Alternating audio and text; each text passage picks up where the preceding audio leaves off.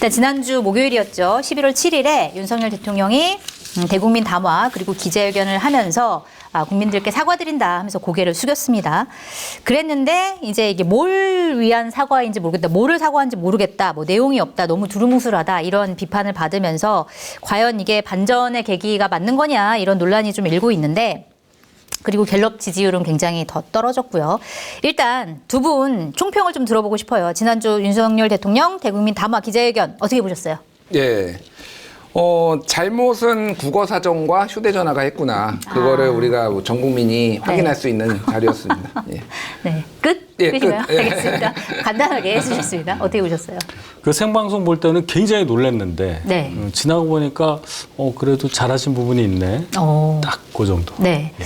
알겠습니다. 자, 그러면 어느 부분이 잘했다고 보세요? 일단 한동훈 대표가 메시지에 얘기를 했는데 네. 잘하신 부분만 추출을 한 게 한동훈 대표 메시지예요. 네. 자, 일단 사과를 하셨고 그다음에 한동훈 대표가 요구했었던 김건희 여사 활동 중단 또는 자제에 대한 약속을 하셨고 네. 인적 쇄신 약속을 하셨고 특별감찰관제 말씀을 하셨습니다. 조건 없이 받아들이겠다, 예. 임명하겠다. 어느 정도 진전된 입장이 이미 나온 상태에서 우리가 기자분들과의 질문과 답변 거기서 나온 얘기들로 관심이 쏠려서 이게 묻혔어요. 네. 네, 그런 상황이고 저조차 보면서 방송을 하다 보니까 저렇게 말씀하시면 어떡하나 막 너무 기대를 했어가지고 네. 기대보다는 그렇게 해야 된다는 이제 강박이 있었죠.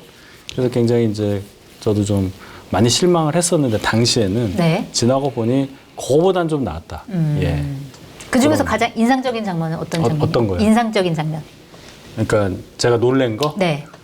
그러니까 뭐 악마화 한다 네. 말씀하시면서 이제 여러 가지 그냥 기자회견장에서 안 쓰셨으면 좋은 단어들이 막 나왔잖아요. 네. 뭐 휴대전화 대신 답변하신다는 말씀, 그 사례는 안 들으셨으면 좋았을 거고. 그 사례 플러스 거기 미쳤냐, 그 과정에, 뭐하냐, 뭐 여기까지. 뭐 얘기한 그런 거. 단어, 그런 것들. 그 다음에 맨 마지막 질문 두 분 하시기 직전에 그 정혜전 대변인에게 이제 반말. 그건 좀 제가 듣기에도 좀 너무 그렇더라고요. 깜짝 놀래가지고. 네. 그리고 사실은 그 두 분 질문에서만 잘하셨으면 완전히 분위기가 바뀔 뻔했어요. 그 질문이 그 박석호 기자가 굉장히 깐깐한 질문을 한 거잖아요. 네. 그때 잘 말씀하시고 맨 마지막 박순봉 기자 그것도 기회를 준 거예요. 사실은 박순봉 기자가. 그러면 사과하시는 부분이 구체적으로 뭐냐. 네. 구체적으로 말할 수가 없다. 많다라고 하셔서 여러 개 말씀하시나 했더니 결국은 없다는 얘기처럼 들려버렸단 말이에요. 네. 그래서 그 부분은 좀 아쉬웠습니다. 알겠습니다. 어느 장면을 좀 인상적으로 보셨어요? 뭐 비슷한데 일단은 삼천통에 네, 이제 문자를 미쳤냐 뭐 이렇게 얘기를 했던 거. 그러니까 이제 예전에 노무현 대통령도 대통령직 더 못 해먹겠다 뭐 이런 얘기를 해가지고 대통령의 품위 뭐 이런 것들을 얘기를 들었단 말이에요. 어떻게 보면은 윤석열 대통령의 저런 직설적인 화법이 지지율이 높으면은 사실은 나쁘게 안 보일 수도 있어요. 지금은. 네. 근데 모든 거는 다 지지율이에요, 사실. 그러니까 지지율이 낮은 상황에서 왜 품격도 없냐 이렇게 되는 거고, 지지율이 높으면은 대통령이 또 소탈한 측면도 있네 뭐 이렇게 이제 보는 거죠. 그러니까 그래서 그거는 좀 더 정제된 언어를 쓰는 게 맞았다. 지금 상황에서는 더 낮추고. 그리고 저는 이제 가장 이제 심각하게 본 거는 대통령의 거짓말이에요. 네. 거짓말. 그러니까 공천을 본인이 육성으로 녹취가 돼서 이제 준다고 했잖아요. 해줘라. 그래, 회를 주는 건 아니잖아요. 우리가 뭐 광어회나 우럭회를 주라는 건 아니잖아요. 네. 해주라는 건 공천해주라는 거 뭐 이거를 어떻게 다르게 해석을 할 수가 있어요. 근데 본인은 일단은 기억이 안 난다라고 빠져나갔고, 근데 기억이 거기에서 더 나갔어요. 그러니까. 거기서 기억이 안 난다라는 게 아니라 덕담이었다 수준, 그리고 야 공천 좀 주라고 하면 안 돼? 약간 네. 이런 취지의 얘기를 했잖아요. 그렇죠. 굉장히 심각한 문제다. 왜냐하면은 검사 윤석열은 여론조사 돌린 거 가지고도 박근혜를 징역 2년을 받아냈어요. 그러니까. 네. 그러니까 검사 윤석열이 대통령 윤석열의 목을 죄고 있다. 제가 이제 이런 표현을 많이 쓰는데, 왜냐하면 본인이 다 이렇게 한 거예요. 그러니까 윤석열 정부에서 이제 이재명 대표를 지금 이번 주 금요일에 있을 공직선거법 중에 지금 걸린 것 중에 하나가 김문기를 알았느냐 몰랐느냐 이거잖아요. 네네. 이재명의 기억을 가지고 지금 사법부로 보내놨어요. 지금 그렇죠. 이건 윤석열의 기억을 가지고 보내야 돼요. 똑같은 논리로 그러면은 왜 기억이 안 납니까? 그럼 기억 좀 찾아드리게 기소 좀 해드려야 되겠네 이런 생각이 좀 강하게 들었어요. 그러니까 네. 사실은 저는 법적으로 하는 것과 정치적으로 해야 되는 것들을 좀 구분하는 게 좋다고 생각하거든요. 모든 거를 다 법으로 하는 거가 옳지 않다고 생각해요. 이재명 편드는 게 아니라 어떤 사람의 주관적인 기억과 이거를 기억이 안 난다고 했을 때 사람들이 비난하면 그 비난을 감당하면 되는 거예요. 근데 네. 이거를 법으로 이렇게 해놨잖아요. 똑같은 논리로 그러면은 이제 기억 나는지 안 나는지 이게 사법부에 그러니까 판단을 받아봐야 되는 거죠. 이게 공직선거법 위반인지 아닌지 그리고 네.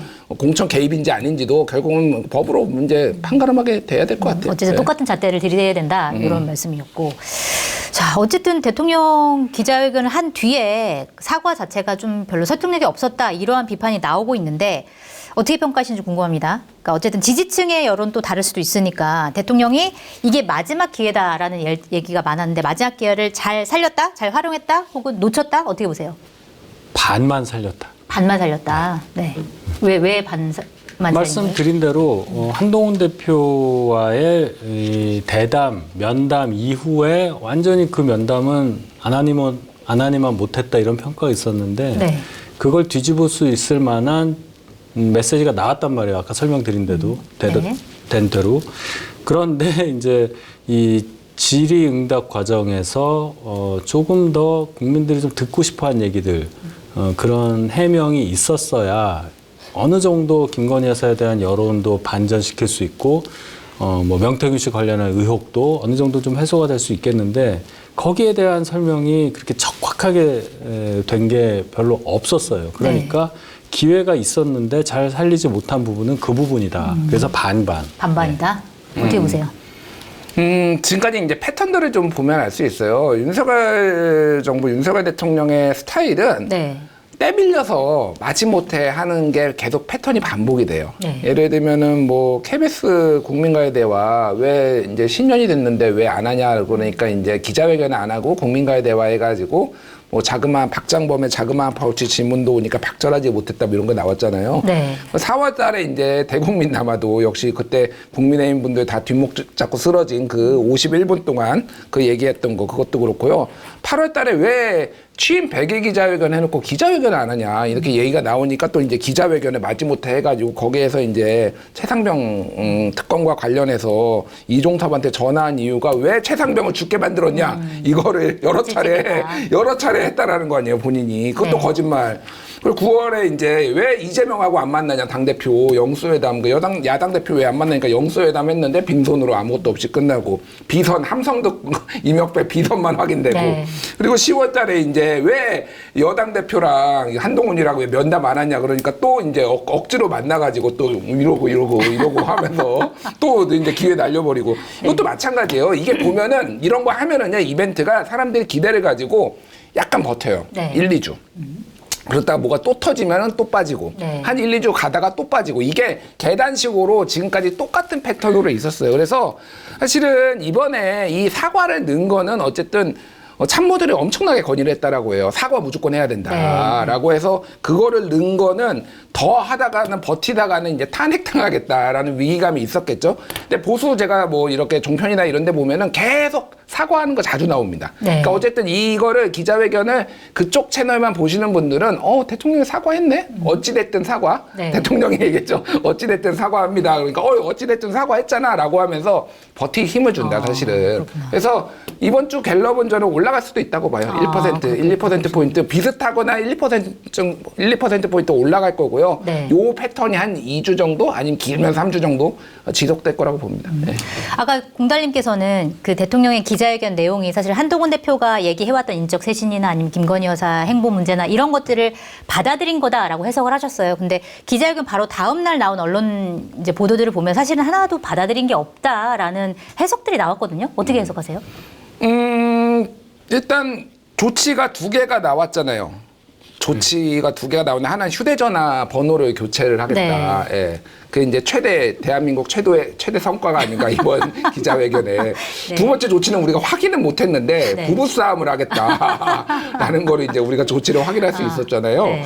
그러니까 상상도 못했어요. 저는 진짜 이거는 진짜 놀랐는데 제가 이거는 80% 정도 요 정도 톤을 예상을 했는데 상상도 못한 게 하나가 부부싸움을 하겠다. 이제 부부싸움을 좀 해야겠군요. 부부싸움을 했다. 가장 공적인 문제를 지금 공천 개입하고 정무 개입하고 막 이런 얘기가 나오고 있는데 그거를 가장 사적인 방식으로 이걸 해결하겠다라는 게 이분이 공과 사라는 게 구분이 안 되고 네. 여사와 대통령은 진짜 그런 의미에서 한 몸이구나. 이게 부부가 한 몸이라는 게 아니라 네. 정무적으로도 한 몸이구나. 이 사람들은 이 생각이 들었어요. 그러니까 이거를 이제 보시는 분들은 판단이 되게 다를 거예요. 그러니까 김건희 여사 지금 손박 안 가는 것도 하도 여론이 안 좋으니까 그러잖아요. 근데 대통령실 언론 보도 나온 거 보면은 지금은 안 가는데 좀 이따는 우리가 다시 고려해보겠다 이런 네. 식으로 나왔어요. 네. 그러니까 이거는 언발의 오줌 누기도 임시 땜질이에요, 땜질. 그리고 또 우리 지지율 좀 오르면은 한 20%뭐 후반으로 오르면 또 여사님 나오시겠지. 네. 그렇죠. 여사님 많이 다녔을 때 저는 솔직히 여사님이 하고 싶은 거 다 하셨으면 좋겠어요. 그래요? 수사만 받아라. 아, 수사만 받고. 예, 이번 주는 수사 받고 네. 소환 조사 받고 다음 주 해외 순방 가고 갔다 와가지고 또 수사 받고 그러면 되지 않나요? 뭐 이거를 왜 이렇게 저는 이게 여사의 활동 자제 자체가 이거는 그냥 잘못된 프레임이라고 봐요. 그러니까 하실 거라는 게 권한이 주어진 거에서 하라는 거. 나 네. 마포대교 같은 거에 가면 안 되고 순방 같은 거는 다 가졌으면 좋겠어요. 그러니까 국익을 위해서 뭐 하신다니까 하셨으면 좋겠다 생각이 듭니다. 네. 사실상 어떤 요구사항을 받아들인 건 아니다 이렇게 해석을 하셨는데 어쨌든 여론조사 한번 분석을 해볼게요. 갤럽 정기조사 매주 금요일에 발표가 되는데 지난주 조사 같은 경우에는 17%가 나왔습니다. 그 전주에 19%였는데 더 떨어졌어요. 2%포인트 하락을 했고 간단하게 설명을 해드리면 지난 5일부터 7일까지 전국 만 18살 이상 유권자 1,002명을 대상으로 실시했는데 그러니까 어쨌든 7일에 기작을 했으니까 그 부분이 이제 마지막에 반영이 됐다라고 보면 되고 그러니까 정부 출범 이후 최저치가 나왔습니다. 갤럽 기준으로. 그리고 오늘 발표된 이제 리얼미터 조사 결과가 있는데 이거는 지난 4일부터 8일까지 전국 18살 이상 유권자 2,516명을 대상으로 조사를 한 건데 여기서는 국정 수행 긍정 평가가 22.3% 나왔는데 이거는 그 전주 조사랑 비교했을 때 0.1%포인트 내렸어요. 그래서 하락세긴 하락세지만 하락세가 약간 둔화됐다 이렇게 리얼미터 쪽에서는 설명을 하고 있는데 자세한 내용은 중앙선거 여론조사 심의위원회 홈페이지를 참조하시면 되고요. 자, 이 여론조사 결과는 일단 갤럽 결과 같은 경우에는 많이 떨어졌는데 사실 2%포인트라고 하지만 17%라는 거는 굉장히 좀 낮은 수치잖아요. 이건 어떻게 분석하고 계세요? 뭐 분석의 여지가 없죠. 그냥 그 숫자 자체가 굉장히 위험한 수치예요. 네. 예, 일자가 나온다는 게 지금 뭐 2주째 되니까 그런가 보다 할 수도 있겠지만은 기본적으로 30%는 가지고 있어야 국정 동력이 생기는 건데 갑자기 이렇게 이 뭐라 그럴까요? 김건희 여사 문제가 불거지면서 20% 후반대가 고착되다가 확 빠져버렸잖아요. 네. 이거 빨리 이제 회복을 해야 되는 상황이죠. 적어도 앞에 일자는 있어서는 안 됩니다. 예, 2자로 빨리 올라가야 되는데 그 전조로 그 기자회견 이후에 이제 두 가지 조치 말씀하셔서 제가 생각하는 두 가지인 줄 알았더니 전혀 다른 얘기를 하셔가지고 김건희 여사 순방 안 간다는 걸 공식적으로 얘기를 했고 네. 뭐 특정인을 좀 거명해서 그렇지만 강훈전 비서관이 관광부서 사장 지원 철회를 한다. 네. 이런 게 하나의 신호란 말이에요. 그런 정도가 이렇게 조금씩 움직이기 시작한 조금 느릴 수 있어요. 그런데 어쨌든 좀 바뀌고 있잖아요. 네. 완전히 안 되는 철벽은 아니라는 걸 증명을 했기 때문에 하락세는 제가 볼 때 멈춘 것 같아요. 아, 그래요? 그러면 소폭 상승도 가능하다 이렇게 보세요? 멈췄으니까 상승을 하겠죠. 예. 네, 알겠습니다. 그러니까 김준일 평론가님도 이제 조금 상승할 수 있다 이렇게 말씀하셨죠? 그러니까 이 17%는 그럼 어떻게 나온 수치라고 보세요? 17%요? 네.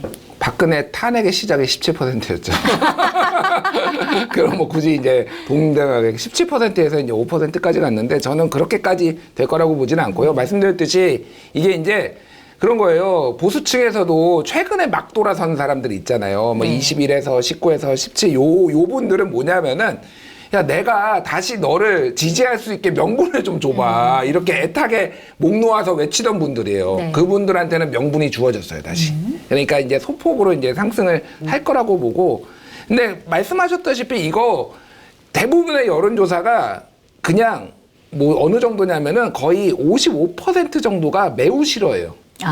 예, 윤석열 정부가 매우 잘못하고 있다. 그리고 매우 싫다가 절반이 넘어요. 그러니까 네. 지금. 그러니까 이게 뭐 소위 말해서 민주당 쪽이나 진보 쪽뿐만 아니라 중도 쪽에서도 매우 두텁게 지금 이게 매우 이 정부가 잘못하고 있고 싫다라는 게 있단 말이에요. 네. 그러니까 안 올라가요. 그 정도의 약간의 다시 빠졌던 건 뭐 2, 3%포인트 정도는 올라갈 수 있어도 네. 30%포인트가 올라가려면은 지금 13%포인트가 올라가야 되잖아요, 지금. 네. 30% 되려면. 갤럽 기준으로. 갤럽 기준으로 13%, 뭐 MBS 기준으로 11%포인트가 올라가야 되잖아요.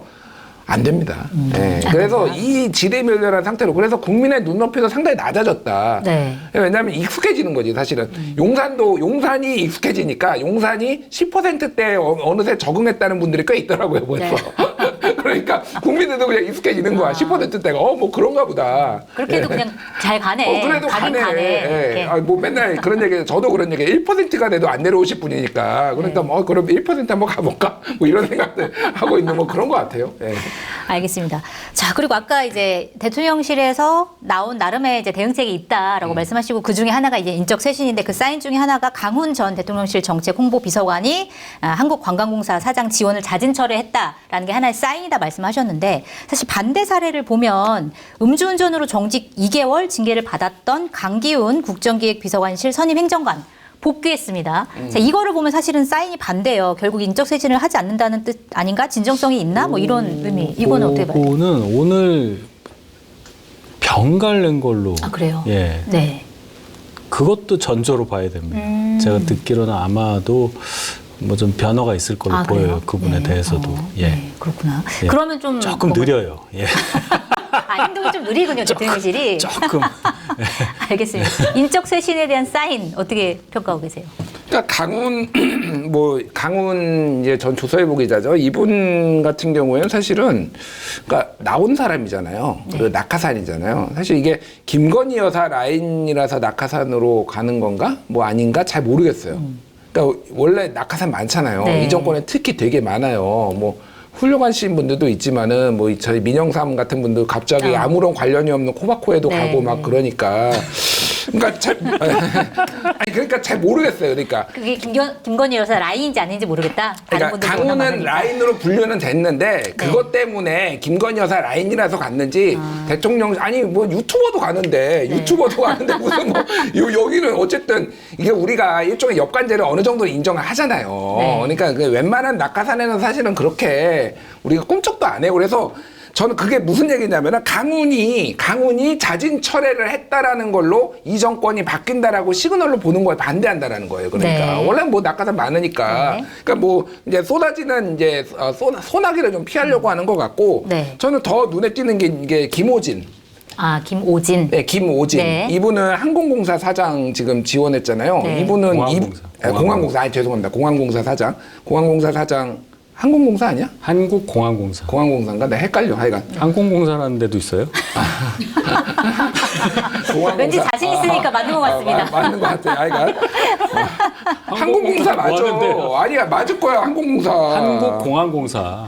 검색 좀 해주세요. 작가님께서 좀 찾아보신다고 합니다. 네. 맞아요. 하여간. 근데 이분이 사실은 더 핵심이에요. 왜냐하면 이분은 진짜 김건희 여사 라인이거든. 왜 라인이냐면은 이분은 지금 감사원으로부터 엄청 지적받았잖아요. 그렇죠. 저걸로 관련해서. 기억나지 않는다 이렇게 대답하신 분이죠? 예, 이분이 정확하게 뭐라고 했냐면 국회에 나와서 저는 누구로부터 이거 누구 추천입니까? 뭐 추천받았습니까? 그러니까 저는 기억나지 않습니까? 김건희 여사입니까? 김건희 여사는 아닙니다. 맞아요. 기억은 안 나는데 김건희 여사는 아니다. 김건희가 아니라는 것만 기억하고 다 아무것도 기억을 못하는 분이야, 이분이. 그분이었군요. 이분은 내가 보기엔 진짜 김건희 라인이야. 확실하게 김건희 라인이라고 봐야 되는 거지. 그러니까 충성파잖아. 그러니까 김건희 여사가 추천한 거가 기억이 안 나니까. 그러니까 이런 분들이 사실은 더 문제다. 강기훈은 공항공사야? 한국공항공사. 죄송합니다. 죄송하고요.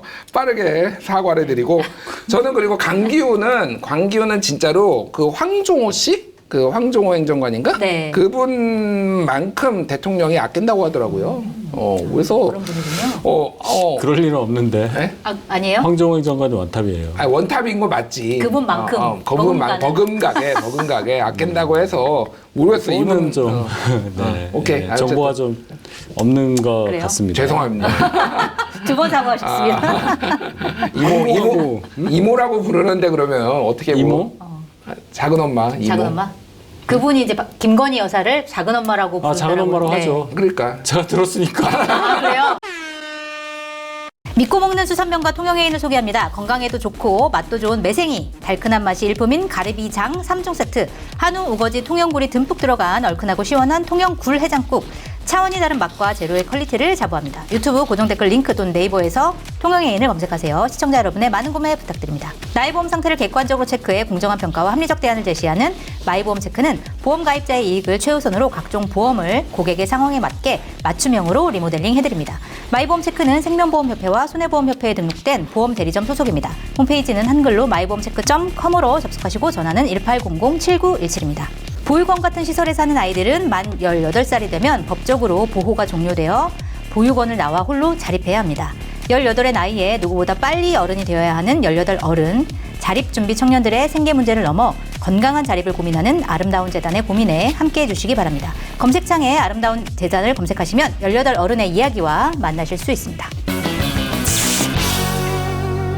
이모라고 부르는데 그러면 어떻게 이모? 작은 엄마. 이모. 작은 엄마?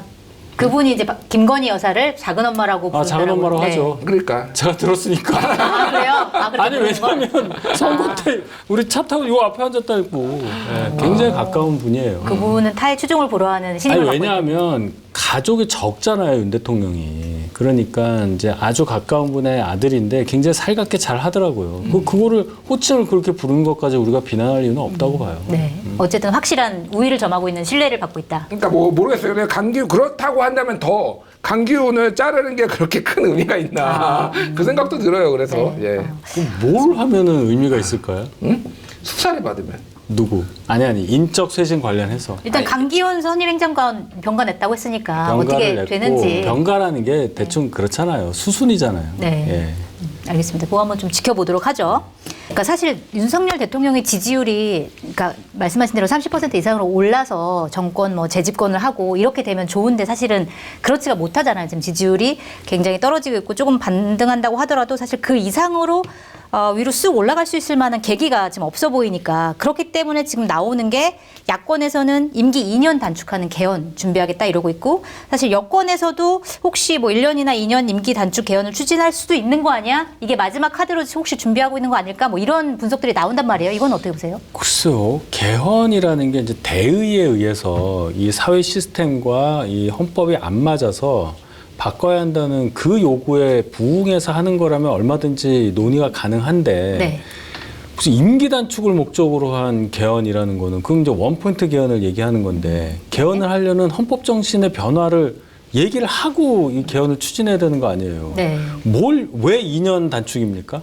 예를 그러니까 들어서. 누군가를 날리기 위한 개헌은 아니다 이런 말씀이신 거죠? 아니 그게 말이 안 돼요. 그러면은 개헌 부칙이 굉장히 복잡해지고 그럼 뭘 어떻게 하겠다는 거예요. 뭐 임기 규정은 어떻게 할 거고 분명히 안 되는 겁니다. 우리가 개헌을 만약에 하게 되면은 헌법 부칙에 예를 들어 5.18 정신에 들어가는 문제부터 시작해서 기본권 조항부터 시작을 해서 여러 가지 얘기 노동관계도 하자고 그러고 사회 각계각층에서 굉장히 많은 요청이 있고 그것을 필터링해서 조항에 넣어야 된단 말이에요. 그렇죠. 이거 없이 그냥 야 다른 거 다 됐고 대통령 임기만 딱 해갖고 숫자만 바꾸자. 그리고 부칙 몇 조만 바꾸자. 이런 개헌이 어떻게 성사가 되겠습니까? 그리고 저희 안에서 그걸 준비한다? 전혀 저는 처음 듣는 얘기예요. 전혀 아니다? 네.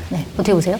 그러니까 2016년에 이제 탄핵이라는 과정을 거치면서 여러모로 이제 이게 탄핵이 쉽지가 않고 또 하나는 헌재 그러니까 탄핵 소추가 있고 탄핵 심판이 있으니까 이 심판의 과정이 지금 불확실성이 굉장히 크다고 본 것 같아요. 헌재 지금 재판관이 6명밖에 없는 것도 있고 사람들이 지금 최근에 집회에서 옛날만큼 이렇게 뜨겁게 나오지 않는 것도 탄핵을 바라지 않는다라는 그러니까 혼란스러움 그리고 어쨌든 탄핵을 한 다음에 문재인 정부가 들어섰는데 그 만족할 만한 만큼 그 정도로 촛불 열망을 모아가지고 뭔가 개혁이 됐거나 국민을 하나로 통합하는 이런 식으로 되지 않았다. 특히 이제 보수층에서는 민주당 좋은 일만 시킨다. 뭐 이런 게 너무 강한 것 같아요. 네. 게다가 이제 이재명 대표 변수가 있는 것 같아요.